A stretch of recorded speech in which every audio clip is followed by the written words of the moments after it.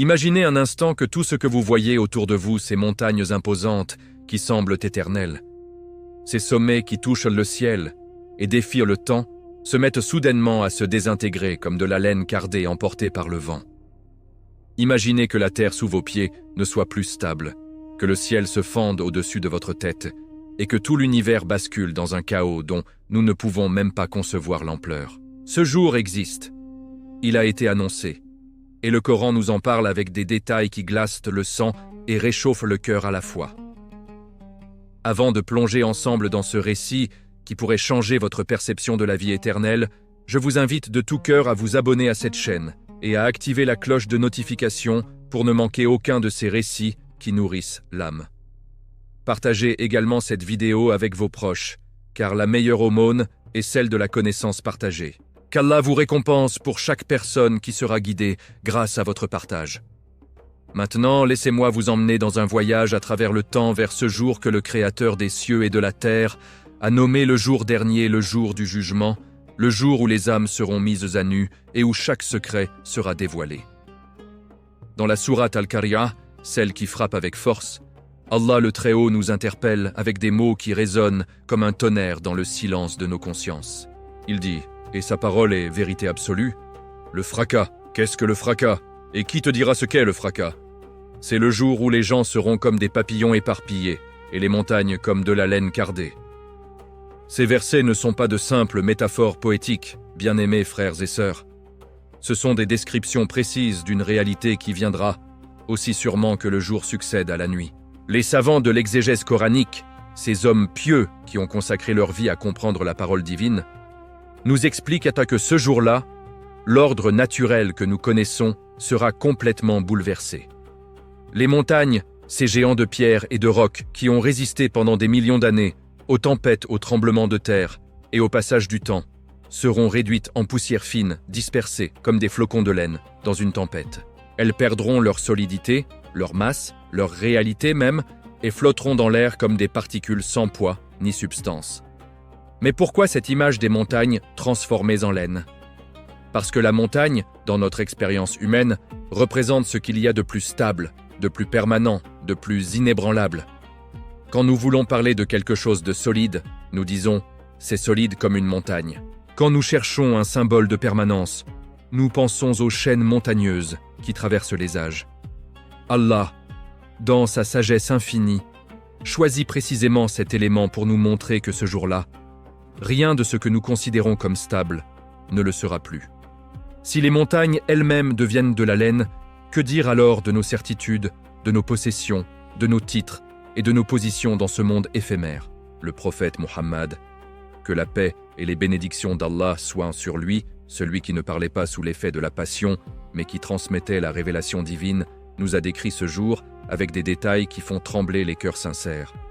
Il a dit, dans un hadith rapporté par Muslim, que les gens seront ressuscités pieds nus, nus et non circoncis, dans un état de confusion totale, ne sachant où aller ni que faire.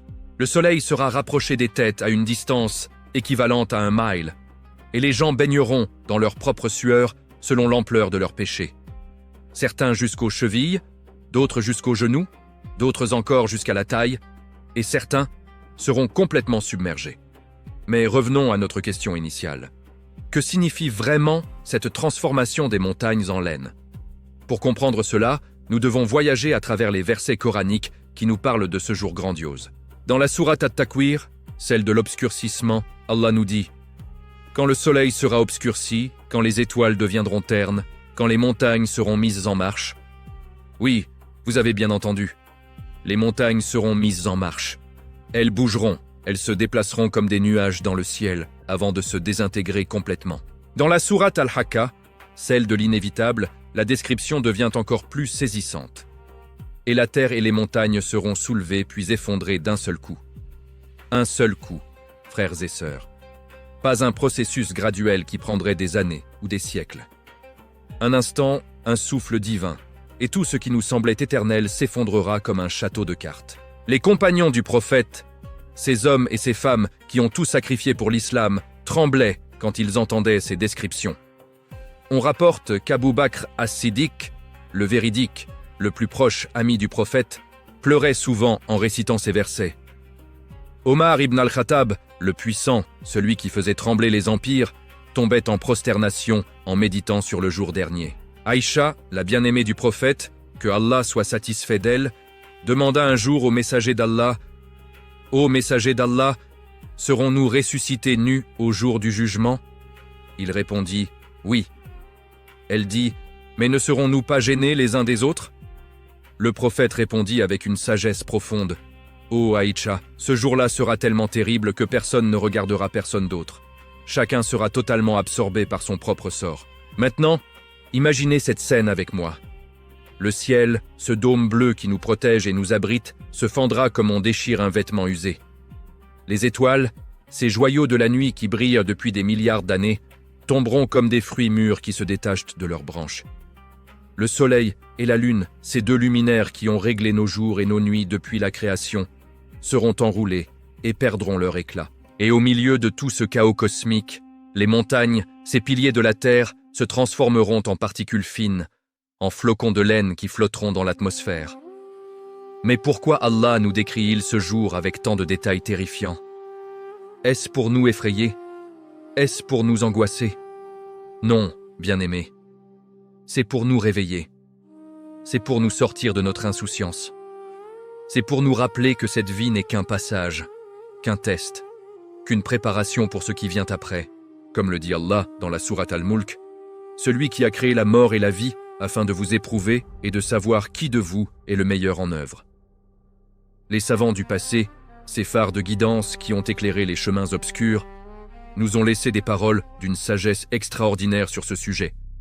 L'imam Al-Ghazali, dans son œuvre monumentale Ihya Ulum ad-Din, la revivification des sciences religieuses, consacre des chapitres entiers à la méditation sur la mort et le jour dernier. Il dit « Celui qui ne se prépare pas pour ce jour est le plus grand des perdants, même s'il possédait tous les trésors du monde. » Il raconte l'histoire d'un homme pieux qui pleura tellement en méditant sur le jour du jugement que ses larmes creusèrent des sillons sur ses joues. Quand on lui demanda pourquoi il pleurait autant, il répondit « Comment ne pleurerais-je pas alors que je sais que je vais être interrogé sur chaque instant de ma vie, sur chaque regard, sur chaque parole, sur chaque pensée ?» Ibn Qayyim al-Jawziyya, l'élève du grand Ibn Taymiyyah, écrit dans son livre Ad-Dawa Ad-Dawa, le mal et son remède, que la contemplation du jour dernier est le plus grand remède contre l'insouciance et l'attachement excessif à ce monde. Il dit « Si les gens méditaient vraiment sur ce qui les attend après la mort, ils ne trouveraient pas le temps de se disputer pour les futilités de ce monde. Ils ne se battraient pas pour un bout de terre qui sera bientôt transformé en poussière. Ils ne s'enorgueilliraient pas de leurs richesses qui resteront derrière eux. » Revenons maintenant à cette image puissante des montagnes devenant de la laine. Dans la sourate Al-Waqi'a, celle de l'événement, Allah nous donne plus de détails sur la nature de cette transformation. Il dit « Et les montagnes seront pulvérisées et deviendront poussière dispersée. D'abord solides comme le roc, puis légères comme la laine, et enfin réduites en poussière qui se dispersent dans le vide. » C'est une progression qui nous enseigne une leçon profonde. Tout dans cet univers, aussi imposant soit-il, retournera au néant d'où il est venu. Seul Allah demeure, lui le vivant qui ne meurt jamais, lui le subsistant par lui-même. Les physiciens modernes, avec leurs instruments sophistiqués et leurs théories complexes, ont découvert que la matière elle-même n'est pas aussi solide qu'elle paraît. À l'échelle atomique, tout est essentiellement du vide et de l'énergie. Les montagnes que nous voyons si massives sont composées d'atomes, qui sont principalement de l'espace vide. Quand Allah décidera de modifier les lois de la physique qu'il a lui-même établies, ces structures apparemment solides se désintégreront instantanément. La science moderne, sans le savoir, confirme ce que le Coran a annoncé il y a plus de 1400 ans. Mais le jour du jugement ne sera pas seulement un jour de terreur cosmique. Ce sera aussi un jour de justice absolue, de miséricorde divine pour les croyants, et de soulagement pour ceux qui ont été opprimés dans ce monde. Imaginez le soulagement de celui qui a été injustement tué, torturé ou dépossédé, quand il verra son oppresseur debout devant le Créateur, incapable de mentir, incapable de fuir, incapable de corrompre le juge suprême. Imaginez la joie de ceux qui ont patienté dans l'adversité, qui ont donné de leur argent pour la cause d'Allah, qui ont passé leurs nuits en prière pendant que les autres dormaient quand ils recevront leur livre dans leur main droite et qu'on leur dira « Lisez votre livre. Aujourd'hui, votre propre âme suffit pour établir votre compte. » Le prophète Mohammed, dans un autre hadith d'une beauté extraordinaire, nous dit que le premier jugement qui sera rendu au jour dernier concernera le sang versé injustement. 2 frères qui se disputaient dans ce monde seront amenés devant Allah, et le Créateur demandera « Pourquoi t'es-tu disputé avec ton frère? Pourquoi as-tu coupé les liens de parenté? Pourquoi as-tu refusé de lui pardonner? Combien de fois nous disputons-nous pour des choses insignifiantes, pour un héritage, pour une parole mal interprétée, pour un ego blessé, sans penser à ce jour où nous devrons rendre des comptes? Les montagnes transformées en laine nous enseignent aussi l'humilité. Si ces géants qui dominent l'horizon seront réduits à rien, que sommes-nous, nous, simples créatures fragiles qui ne survivons que par la grâce divine? Le prophète avait l'habitude de dire « Soyez dans ce monde comme un étranger ou comme un voyageur. » Un voyageur ne s'attache pas trop à l'hôtel où il passe une nuit. Il sait qu'il partira bientôt. Il ne passe pas tout son temps à décorer sa chambre temporaire en négligeant de préparer sa destination finale. Nous aussi, nous sommes des voyageurs sur cette terre. Notre véritable demeure est l'au-delà. Dans la sourate Az-Zalzala, celle du séisme, Allah nous donne une équation parfaite de la justice divine. Quiconque fait un bien fût-ce du poids d'un atome le verra, et quiconque fait un mal fût-ce du poids d'un atome le verra. Pas une seule action, aussi petite soit-elle, ne sera oubliée. Ce sourire que vous avez donné à votre voisin, cette aumône discrète que vous avez faite, cette prière nocturne que personne n'a vue sauf Allah, tout sera pesé dans la balance, mais aussi cette médisance que vous avez prononcée, ce regard interdit que vous avez jeté, cette prière que vous avez négligée, tout sera également présent. Les compagnons qui ont entendu ces versets ont changé radicalement leur mode de vie. On rapporte qu'Abdullah ibn Omar, le fils d'Omar ibn al-Khattab, pleurait tellement pendant la nuit que sa femme s'inquiétait pour sa santé. Elle lui demanda « Pourquoi pleures-tu autant ? Le prophète ne t'a-t-il pas annoncé que tu entreras au paradis ?» Il répondit « Si, mais Allah a aussi dit qu'il parmi nous il y en a qui iront en enfer, et je ne sais pas dans quelle catégorie je serai finalement. » Cette crainte mélangée à l'espoir, cette conscience de notre faiblesse combinée à la confiance en la miséricorde divine, c'est l'équilibre que le croyant doit maintenir. Nous ne devons pas être insouciants au point d'oublier le jour du jugement, mais nous ne devons pas non plus désespérer de la miséricorde d'Allah qui est infiniment plus vaste que nos péchés. Le prophète nous a enseigné qu'Allah est plus miséricordieux envers ses serviteurs qu'une mère envers son enfant. Imaginez une mère qui a perdu son bébé dans une foule et qui le retrouve enfin après des heures d'angoisse. Avec quelle tendresse elle le serrera contre elle. C'est ainsi, mais en infiniment plus grand, qu'Allah accueillera le croyant repentant. Revenons encore à cette image des montagnes. Dans certains versets, Allah les décrit comme des piquets plantés dans la terre pour la stabiliser. Dans d'autres, il nous dit qu'elles contiennent des trésors et des ressources pour l'humanité. Les montagnes sont des châteaux d'eau naturels. Elles abritent des minéraux précieux. Elles protègent contre les vents violents. Elles ont été créées avec sagesse et placées avec précision. Mais le jour où leur mission sera terminée, le jour où cette terre n'aura plus besoin de stabilité car elle sera remplacée par une autre terre, alors les montagnes se transformeront et disparaîtront. Cela nous enseigne que tout dans cet univers a un terme fixé, un moment où sa fonction prendra fin. Le soleil lui-même, cette étoile qui nous semble éternelle, finira par s'éteindre. La lune accomplira son dernier cycle. Les océans se videront ou s'enflammeront, selon les descriptions coraniques. Et l'humanité entière sera rassemblée pour le grand rendez-vous avec son Créateur. Les soufis, ces mystiques de l'islam qui ont cherché à purifier leurs âmes et à se rapprocher d'Allah, ont médité profondément sur ces versets. Rabia al-Adawiya, cette sainte femme de Bassora, priait en disant « Ô Allah, si je t'adore par peur de l'enfer, brûle-moi en enfer. Si je t'adore par désir du paradis, interdis-moi le paradis. Mais si je t'adore pour toi-même, alors ne me prive pas de ta beauté éternelle. » C'est le summum de l'amour divin, quand l'adoration n'est plus motivée par la récompense ou la punition, mais par la pure reconnaissance de la grandeur du Créateur. Les montagnes qui deviennent de la laine nous rappellent aussi la facilité avec laquelle Allah crée et détruit. Lui qui a dit « Sois » et les montagnes se sont dressées, dira « disparaît et elles se désintégreront. Nous qui peinons à déplacer une pierre, nous qui avons besoin de machines gigantesques pour creuser un tunnel dans une montagne, nous devons nous incliner devant la puissance absolue du Créateur qui, d'un seul commandement, transforme les montagnes en poussière fine. Cette réalisation devrait nous rendre humbles dans nos rapports avec les autres. Comment pouvons-nous nous enorgueillir de notre force physique, de notre intelligence, de notre richesse, quand nous savons que tout cela sera réduit à néant? Comment pouvons-nous opprimer les plus faibles, quand nous savons qu'un jour, nous serons tous égaux devant le tribunal divin? Le prophète a dit « Les gens sont égaux comme les dents d'un peigne. Aucun arabe n'a de supériorité sur un non-arabe, ni un blanc sur un noir, si ce n'est par la piété. » Au jour du jugement, les titres terrestres n'auront aucune valeur. Le roi et le mendiant seront debout côte à côte, attendant leur tour.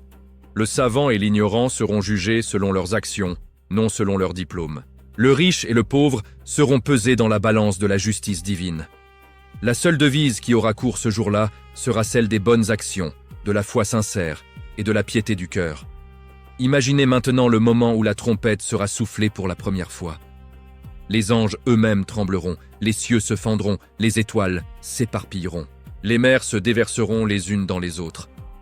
Et les montagnes, ces géants millénaires, commenceront leur transformation. D'abord, elles trembleront. Puis elles se soulèveront de leur base. Ensuite, elles flotteront dans l'air comme des nuages. Et enfin, elles se désintégreront en particules fines, en flocons de laine qui seront dispersés par les vents de la fin des temps. Les gens, dans leur terreur absolue, chercheront refuge. Mais il n'y aura pas de refuge sauf auprès d'Allah.